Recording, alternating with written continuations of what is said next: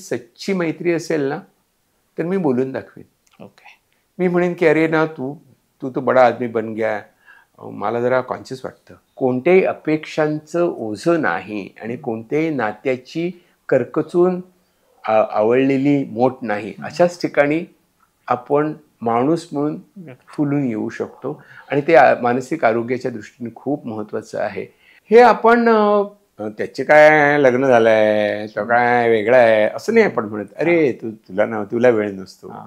पण मला ते आनंद सिनेमामधलं आहे ना, तो मैत्री करतो सगळ्यांची.